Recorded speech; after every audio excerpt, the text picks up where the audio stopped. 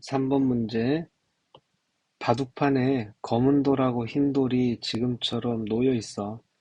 그때 바둑판에 놓인 흰 돌과 검은 돌의 개수의 총합 구해보시오. 그런 말이 되겠다. 보통 이런 문제는 그림을 3개 보여주는 경우가 많아. 그 이유는 네 번째 그림은 직접 그려보거나 세보라는 뜻이지. 그래서 흰 돌과 검은 돌 더한 개수를 한번 조사해 보면은 첫 번째는 그때 검은 돌하고 흰 돌의 개수를 구분해 가지고 표시해 보자. 첫 번째 그림에선 검은 돌이 4개, 흰 돌이 1개. 두 번째 그림에서는 검은 돌이 8개, 흰 돌이 4개. 세 번째 그림은 검은 돌이 12개, 흰 돌은 9개. 이렇게 되고 있다. 그러니까 검은 돌은 4, 8, 12 이렇게 공차가 4인 등차를 이루고 있어서 네 번째 그림에서는 검은 돌이 16개가 될 것이고 흰 돌은 하나, 4개, 9개. 그러니까 1의 제곱, 2의 제곱, 3의 제곱 이런 꼴이라고 볼 수 있지. 그럼 네 번째는 4의 제곱이니까 16개가 돼. 그래서 그 총합은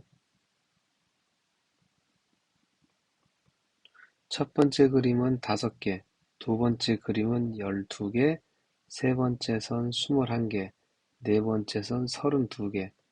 이런 식으로 바둑돌의 개수들을 파악할 수가 있다. 그럼 현재 이 숫자들만 봤을 때는 어때? 등차도 아니고 등비도 아닌 상태지. 근데 개차를 확인해 보면 각 단계마다의 차이. 그럼 5에다가 7을 더하면 12가 된다 했을 때 이 7을 개차라고 부릅니다. 그럼 12에서 21이 되려면 9가 더해지는 거고 그 다음은 11이 더해지는데 파란색으로 되어 있는 숫자들은 등차 수열을 이루고 있지. 그래서 원래 숫자, 검정색은 등차나 등비가 아닌데 개차가 파란색으로 되어 있는 것이 등차나 등비가 된다면 일반항을 구할 수 있겠다. 그럼 먼저 파란색으로 되어 있는 숫자들의 일반항 BK를 만들어 보자. 공차가 2이고 첫째 항이 7이니까 2K 플러스 5라고 할 수가 있겠다. 그럼 그때 5가 A의 1, 첫 번째 항, 12는 두 번째 항, 21은 세 번째, 네 번째라고 했을 때 이런 관계식이 형성이 돼. A에는 A의 1에다가 K는 1에서 N-1까지 B의 K 이렇게. 개차 수열의 일반항을 구하는 공식인데 이거는 공식을 외워서 푸는 게 좋다고 여러 번 얘기했지. 그래서 이 문제에서 써먹어 보면은 A1을 5라고 하면 되고 BK는 2K 플러스 5 이렇게 해서 정리해 보면 돼. K가 있으니까 2분의 N-1이고 상수 5는 여기까지. 자, 그래서 정리해 보면은 N제곱 플러스 4N으로 그리고 마이너스 20으로 이렇게 일반항을 구할 수가 있겠다.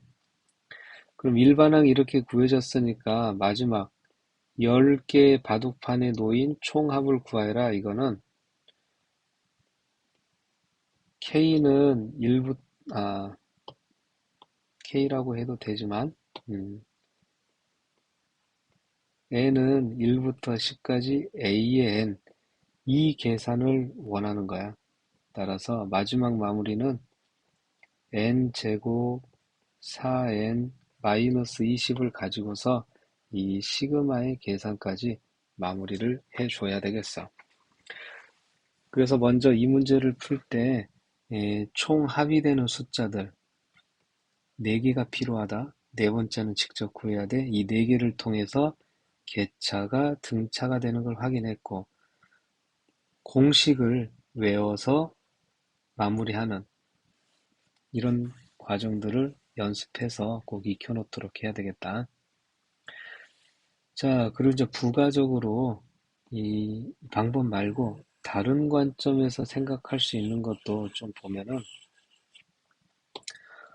검은 돌하고 흰 돌을 아까 이렇게 조사했었지. 그러다 보니까 검은 돌로만 이루어진 수열을 AN이라고 하면은 AN을 4N이라고 볼 수가 있겠어.